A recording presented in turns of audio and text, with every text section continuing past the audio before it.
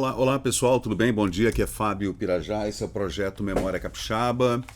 Estamos juntos aqui mais uma vez. Deixa eu pegar aqui os óculos, né? Gente, dando uma pesquisada na Biblioteca Nacional, eu me deparei novamente com a revista A Cigarra de São Paulo, né? Uma revista muito importante que fazia matérias incríveis. Era um estilo de O Cruzeiro e Manchete, nos anos 1940. Era uma revista ilustrada, como se chamava antigamente, né? Toda vez que você pegava uma revista com muitas fotografias, desenhos, caricaturas, ela era uma ilustrada. E eram revistas muito famosas, né? As pessoas adoravam essas revistas ilustradas, porque, é claro, elas tinham fotografias e gravuras e tudo, então era realmente uma coisa assim que todo mundo amava, né? Eu me lembro quando a gente ia nos anos 70, 80, no dentista, no médico, né? Vocês lembram? Sempre tinha um revisteiro, né? Eu acho que até hoje existe, né? Não sei. Porque hoje tem o celular, então não sei se alguém ainda lê revista, mas a gente adorava ir para ficar ali na sala. Adorava não. Ninguém adorava ficar na sala de espera, né? Mas assim, a gente gostava de pegar a revista porque não era todo mundo que tinha dinheiro para assinatura de revista. E, normalmente nesses consultórios que eram particulares, um pouco mais assim elegantes, tinha a revista Manchete, a revista O Cruzeiro, a revista Isto É, a revista Veja, várias, Quatro Rodas, né? Várias revistas e você podia folheá-las. Nos anos 90, 2000 era a revista Caras, né? Mas até os anos 80, que eu me lembro bem, quando a gente era criança, pré-adolescente, né, e adolescente, eram essas as revistas que a gente podia ler nesses consultórios de dentista, médico, etc. Né?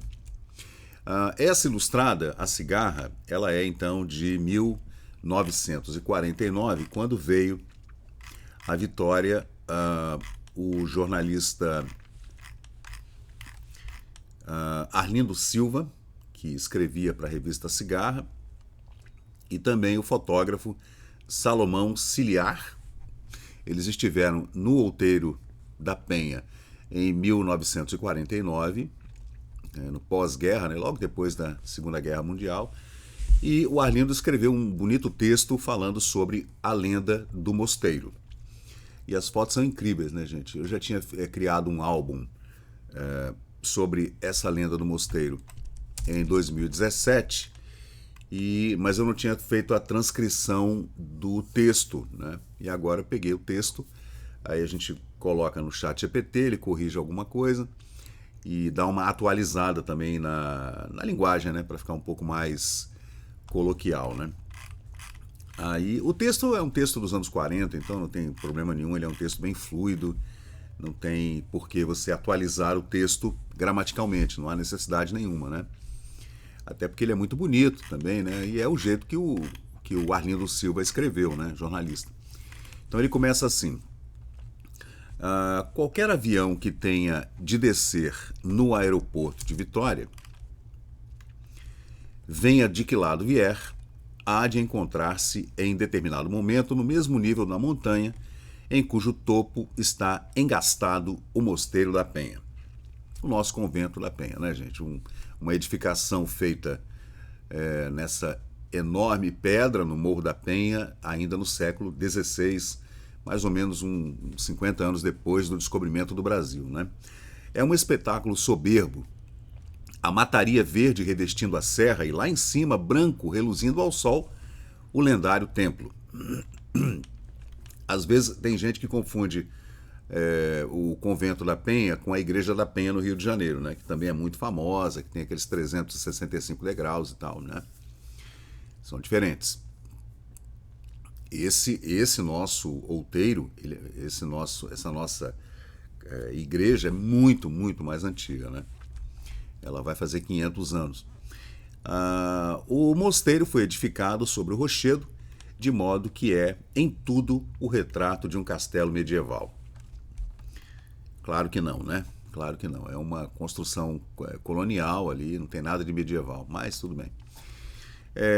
De dentro dele, a vista abrange uma extensão incalculável de terras e alcança até o alto mar. Essa particularidade é facilmente compreensível quando se lembra que o mosteiro foi construído cerca de 60 anos depois do descobrimento do Brasil, numa época em que a nova terra sofria ataques e pilhagens de aventureiros de todas as nacionalidades. Isso é verdade, né, gente? Foi logo depois ali do Tratado de Tordesilhas e logo depois dos grandes descobrimentos, né, das grandes navegações do Cristóvão Colombo, né, as navegações ali pelo Mar do Caribe, Flórida e etc., Cuba, né, República Dominicana, etc., e também dos portugueses e franceses, holandeses, ingleses aqui pela América do Sul, né? Daí a localização do templo num ponto estratégico. Tão fabulosa construção é obra dos franciscanos. No ano de 1558 chegou à capitania do Espírito Santo um irmão leigo da ordem, daquela ordem dos franciscanos, né, de nome Pedro de Palácios, o qual, querendo levar uma vida de ermitão, deixara a província da Arrábida na Espanha, ou Arrábida na Espanha, onde tinha o seu convento, e veio para o Novo Mundo a fim de realizar a catequese dos índios, né, do gentil, né? Inicialmente havia desembarcado na Bahia e ali permaneceu durante certo tempo, auxiliando os jesuítas na obra de conversão e também de educação desse gentil, dessas tribos indígenas, né?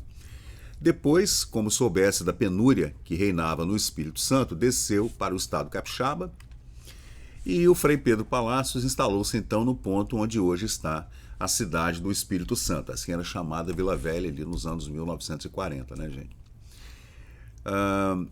Por moradia, ele tinha uma gruta de pedra muito próxima à praia e debaixo dessa gruta viveu durante 6 anos. A gruta hoje, gente, lá em Vila Velha, para quem não é, né, capixaba, ou até para os capixabas que não conhecem, né, tá lá, ele é um ponto estratégico turístico, né, tombado pelo patrimônio histórico, geográfico, e você pode visitar essa gruta, né, gente? Ao lado da sua caverna, não era bem uma caverna, era uma pequenina gruta, né? Um nicho, na verdade, né? O frade construiu esse pequeno nicho no qual colocou um quadro da Virgem Santíssima que trouxe com ele de além-mar. Ele trouxe esse quadro lá quando ele veio para o Brasil e instalou-se na Bahia. Era um quadro pequenininho, né? Até existe uma réplica lá no Convento da Penha desse quadro, que, claro, o original não existe mais, né? Conta a lenda que durante a noite, enquanto o sacerdote dormia, o quadro da Virgem Maria, com o menino Jesus ao colo, se transportava milagrosamente para o cume da montanha. Por 3 vezes isso aconteceu. 3 vezes ele dormiu e o quadro sumiu e foram ver o quadro estava lá no alto da montanha. Interpretando esse fato como uma vontade divina, uma vontade da Virgem, né, Frei Pedro Palácio então resolveu construir um pequeno santuário no Pico do Rochedo, onde se encontra hoje o convento, né?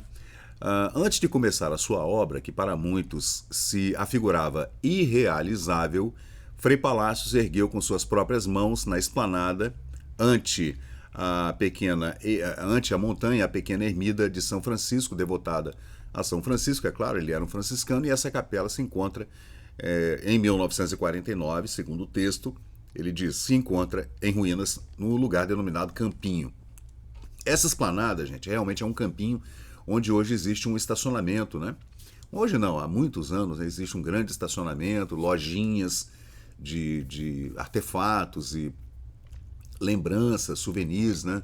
Lá em cima no alto do Convento da Penha. É um lugar extraordinário, muito lindo. Hoje a igreja, junto com o governo, fizeram também um grande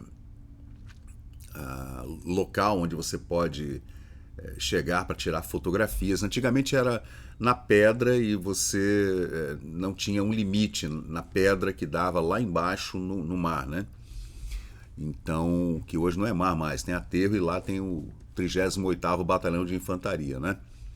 Mas ali antigamente a geografia era completamente diferente, então você podia até cair da pedra lá de cima, né?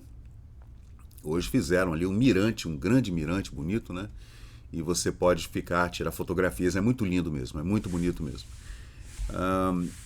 Antes de começar a obra, da realização hercúlea de levantar essa igreja, essa ermida em cima de uma pedra, né, enorme, que era uma coisa que, né, o cara imaginar que você pudesse subir com toda essa pedra pelo meio da mata, né, para construir primeiro uma estrada, para subir depois com todo esse material para a construção de uma pequena capela, era uma coisa realmente... É claro que o Convento da Penha, ele não foi construído do jeito que está hoje, né, gente? Primeiro era uma cabaninha pequenininha, feita de madeira, pau a pique, né? Muito simples. Depois ele fez essa pequena capelinha a São Francisco de Assis, mas com pedras que ele carregou ali ao lombo de muares, né, de burro e tudo, com os índios ajudando. Então foi uma coisa muito devagarzinho, né? Essa igreja foi sofrendo intervenções arquitetônicas e de engenharia durante séculos até chegar à configuração que a gente vê hoje. Claro que não era desse jeito, né? Até porque as condições na época eram muito diferentes, inclusive as condições de tempo, né? Da temperatura, eu digo, né? Que mudaram muito nesses últimos 500 anos. A temperatura hoje é muito mais alta, antes era muito mais frio, chovia muito mais, porque havia muito mais vegetação, etc., né? A construção do mosteiro na montanha começou então em 1566, quando o missionário conseguiu assentar a primeira pedra, a pedra fundamental do Convento da Penha, né? 7 anos depois, um grupo de sacerdotes que se salvaram de um naufrágio aqui na entrada da Barra, né, do Porto de Vitória, da Bahia, né? Então, esses sacerdotes se dirigiram até o templo e foram agradecer, né, à Virgem Santíssima pelo milagre. Somente então, em 1575, os trabalhos exteriores do mosteiro ficaram prontos, né? E foi realizada então por Frei Pedro Palácio a primeira missa.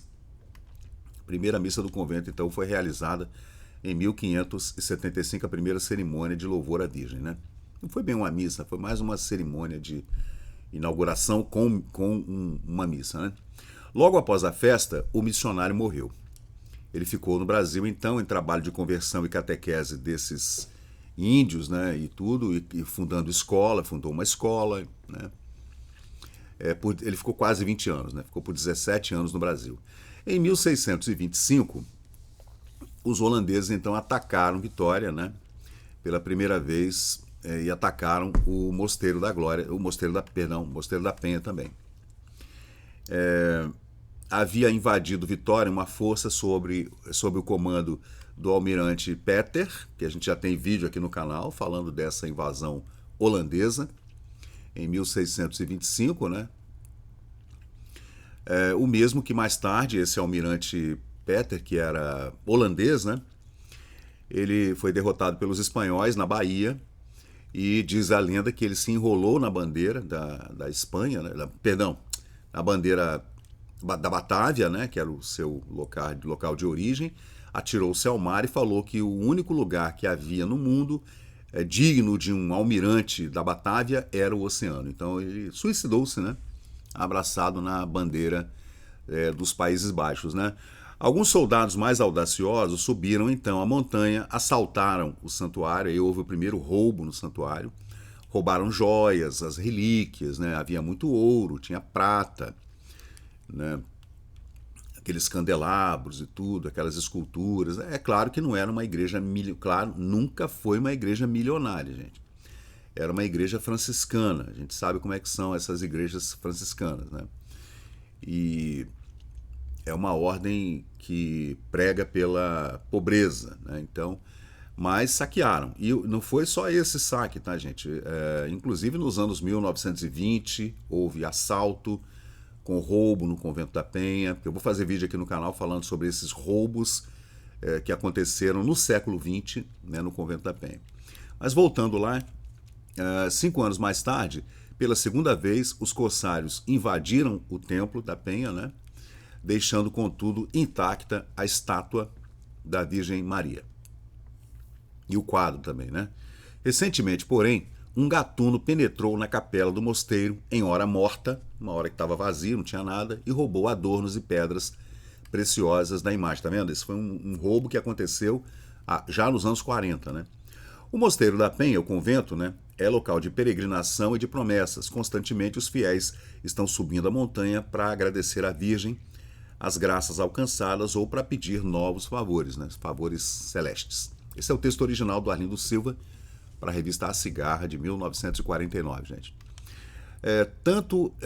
Como em tantos outros centros de devoção, outras igrejas e mosteiros, etc., conventos, né, lá estão pelas paredes da igreja lápides e também fotografias atestando os milagres da Virgem Maria e também do Frei Pedro Palazzo.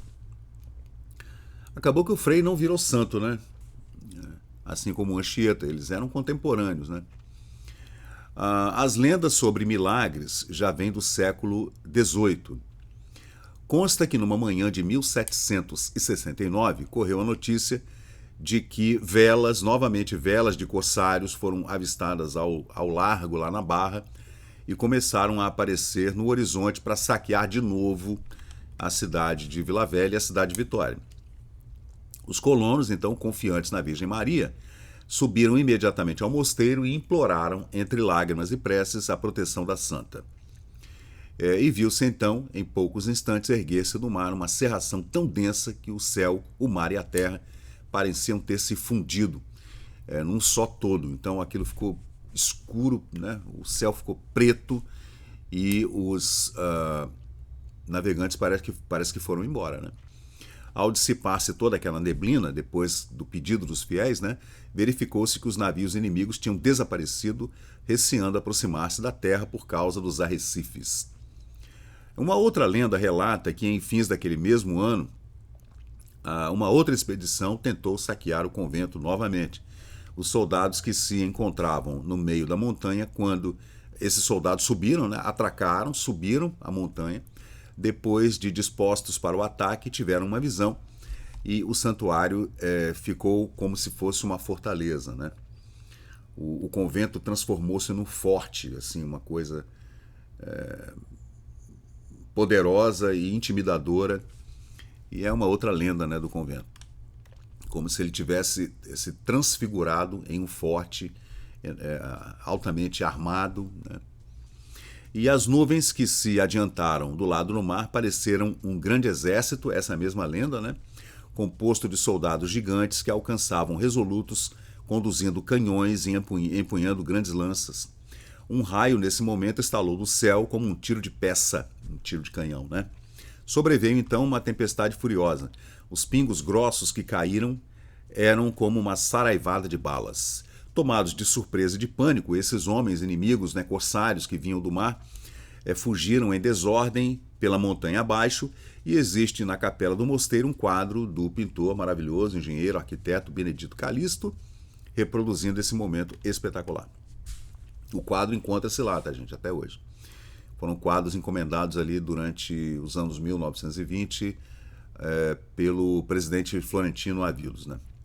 Entretanto, o mais extraordinário dentre esses acontecimentos, essas lendas, né, histórias, né, é o que se deu então na grande seca que aplacou a capitania do Espírito Santo no ano de 1770.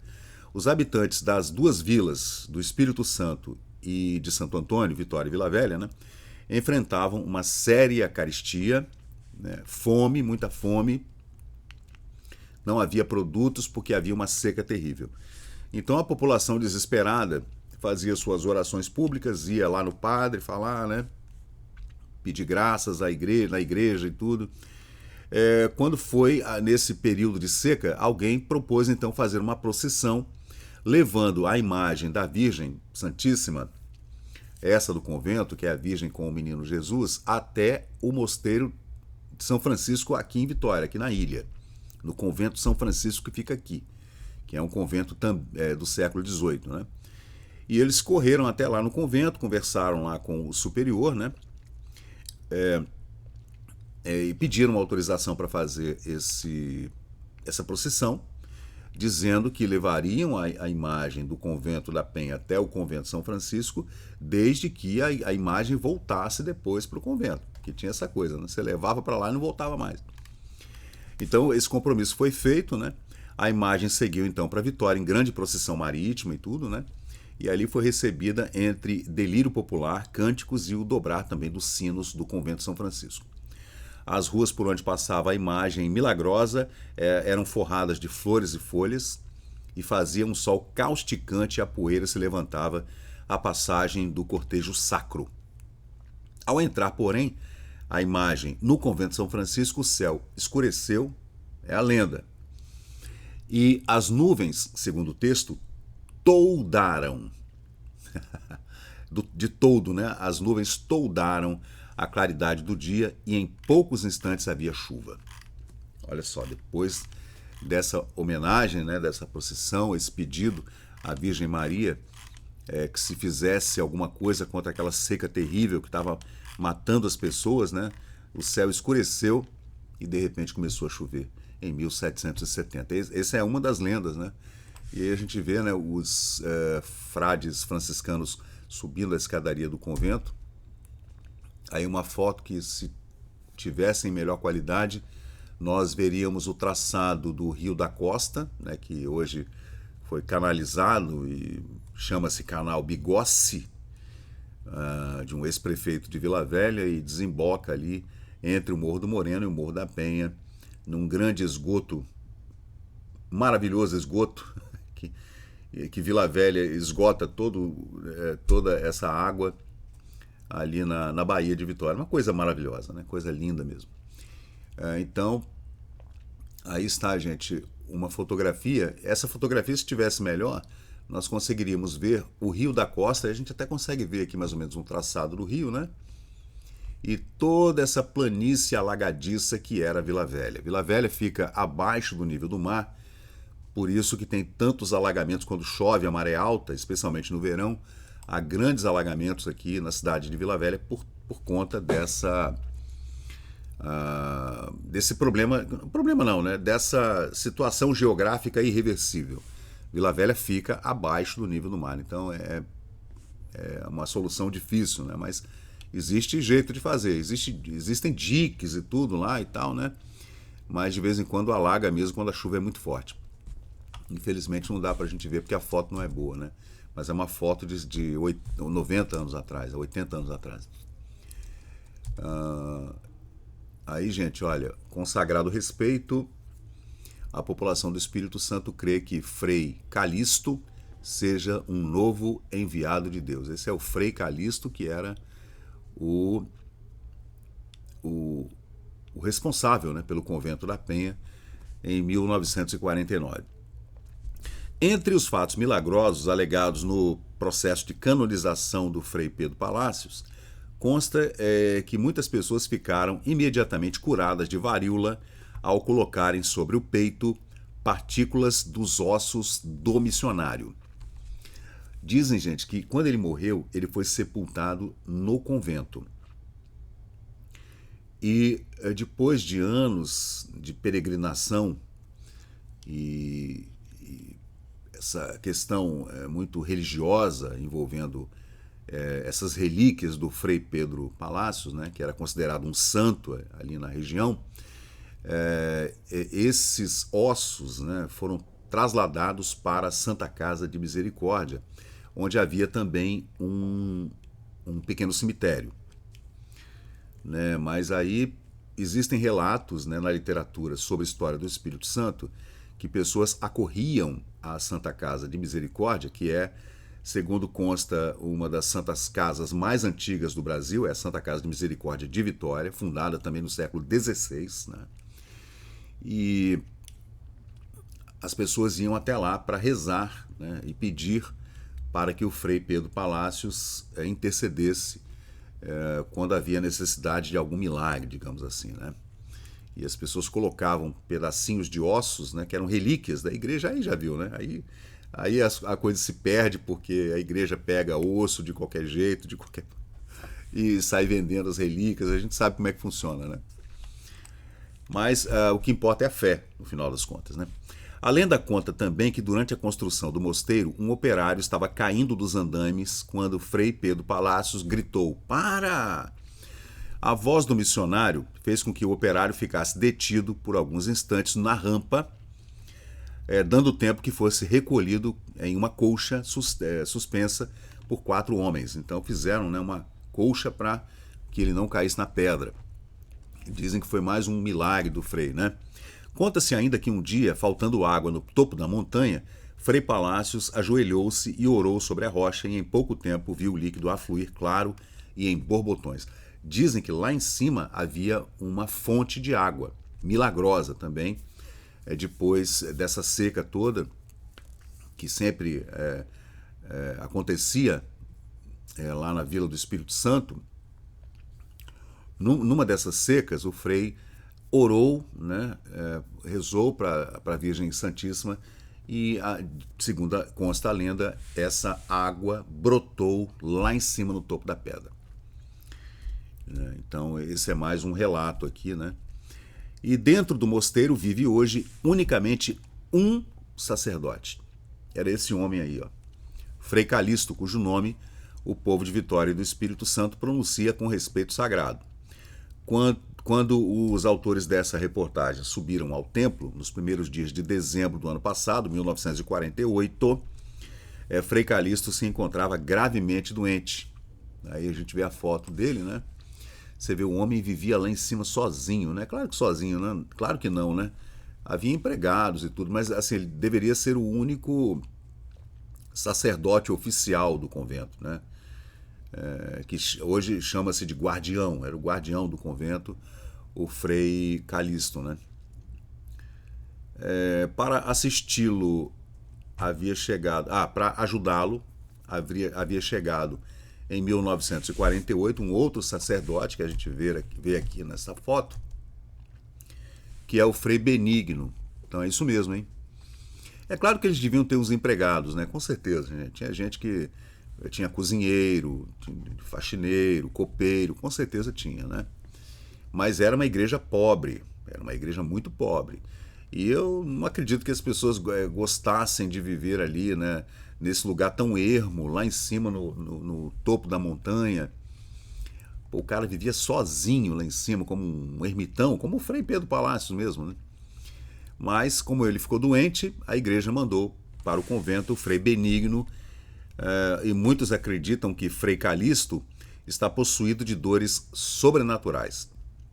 A propósito, corre entre os habitantes de Vitória e também da Vila do Espírito Santo que alguns devotos, indo a Urucânia receber a bênção do padre Antônio, ouviram deste sacerdote milagroso as seguintes palavras: Vós, irmãos do Espírito Santo, não necessitais fazer tão grande caminhada para vir a Urucânia. Vós tendes no Mosteiro da Penha alguém que é capaz de fazer tanto quanto esse humilde servo de Deus. Um dos fiéis, obedecendo ao padre Antônio de Urucânia, né, foi ao Mosteiro da Penha, no convento no Espírito Santo, em Vitória, tomou a bênção de Frei Calixto e ficou curado de sua enfermidade.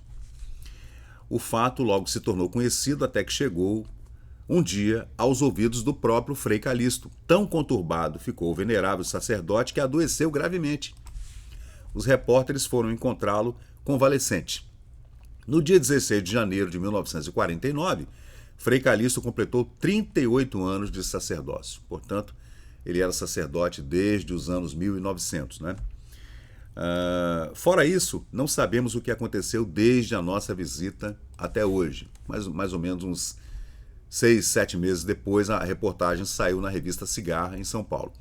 Somente sabemos que cada devoto que sobe a montanha da Penha para orar ou para pedir graças eleva o pensamento voltado para a imagem de Frei Calixto.